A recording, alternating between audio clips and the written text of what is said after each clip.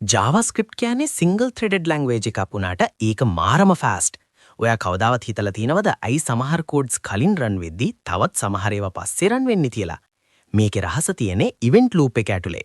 ඉතින් මේ වැඩේ පටන් ගන්නේ call stack එකෙන්. ඕනෑම function එකක් execute වෙන්න නම් අනිවාර්යෙන්ම මේ call stack එකට එන්න ඕනේ. මේක වැඩ කරන්නේ last in first out විදියට. හැබැයි වෙලාව යන වැඩ තියෙනවානේ.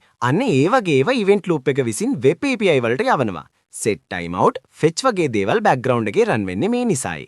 දැන් තමා වැදගත්ම දේ එන්නේ microtask queue එක. මේක හරියට VIP pass එකක් වගේ. promises වල then සහ catch මෙතනට තමයි එන්නේ. macrotask වලට කලින් මේවා run වෙනවා. ඊළඟට තියෙන්නේ macrotask queue එක.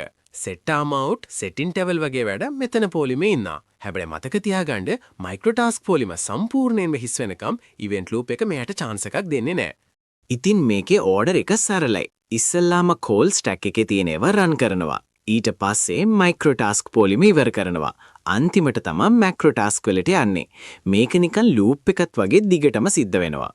අපි මේ කෝඩ් එක බලමු. මෙතන start, end, promise සහ timeout කියා logs 4ක් තියෙනවා. ඔයා හිතන්නේ මේක run වෙන්නේ මොන පිළිවෙලටද? පිළිතුර මෙන්න. ඉස්සෙල්ලාම start සහ end log වෙනවා. මොකද ඒවා synchronous නිසා. ඊට පස්සේ microtask එකේ තිබුණු promise එක run වෙනවා. අන්තිමට තමයි macrotask එකේ තිබුණු timeout එක run වෙන්නේ. හැබැයි මෙතන පොඩි අවධානමකුත් තියෙනවා. microtask පොලිම ඉවර වෙන්නේ නැතුව දිගටම පිරුණොත් macrotask වලට කවදාවත් chance එකක් ලැබෙන්නේ නැහැ. මේකට කියන්නේ task starvation කියලා.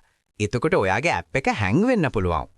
ඉතින් සාරාංශයක් විදිහට කිව්වොත් මුලින්ම call stack ඊළඟට microtask අන්තිමට macrotask මේ පිළිවෙල හරියට තේරුම් ගත්තොත් ඔයාට සුපිරි කෝඩ කෙනෙක් වෙන්න පුළුවන්.